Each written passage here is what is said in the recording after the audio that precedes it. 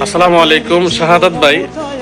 তো আজকে আপনার পরিচয়টা জানি, তারপরে শাহাদাত ভাই কোথা থেকে আসছেন আর আমাদের এই নাকের পলিপাসের চিকিৎসা নিয়ে এখন উনি সন্তুষ্ট আছে কিনা, তো এই ব্যাপারগুলা ভাইয়ের সাথে একটু কথা বলি।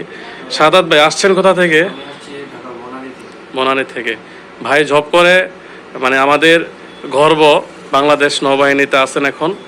তো উনি দীর্ঘদিন যাবত এই যে নাকের সমস্যা নিয়ে ভুগতেছেন। তো এর আগে কোথা থেকে কোনো চিকিৎসা নিচ্ছিলেন না? আচ্ছা, ওষুধের মাধ্যমে কমিয়ে রাখতো, তারপর হঠাৎ করে আমার ভিডিও দেখছেন। তো আজকে যে চিকিৎসা নিছেন মোটামুটি 2 ঘন্টা 2.5 ঘন্টা সময় লাগছে এরকম। হ্যাঁ, তো এর মধ্যে কি মানে আপনার চিকিৎসা নিয়ে এখন কি সন্তুষ্ট?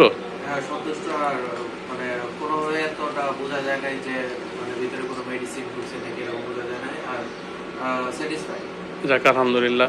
মূলত ওষুধ কিন্তু নাকের মধ্যে দিয়ে আমরা তারপর চিকিৎসাটা করি। কাটা ছিঁড়া আছে? কোনো কাটা ছিঁড়া নাই? ব্যথা ট্যাথাও তো এরকম পান নাই?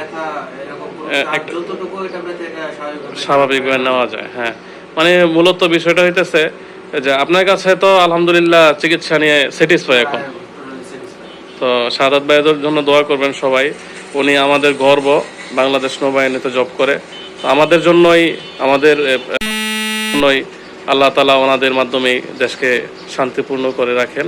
তো ওনার জন্য সবাই দোয়া করবেন যাতে আল্লাহ তাআলা ওনার মাধ্যমে দেশকে আমাদেরকে ঠিকঠাক মতো প্রতিরক্ষা করতে পারে।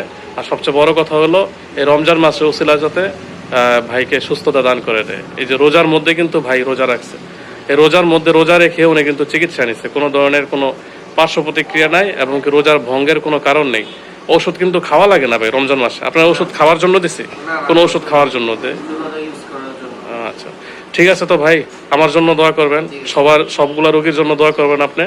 তো আপনার জন্য দোয়া রইল, আমাদের জন্য দোয়া করবেন। বাঁচাবো বলে যুদ্ধ করি, মোরা একটি ফুলকে বাঁচাবো।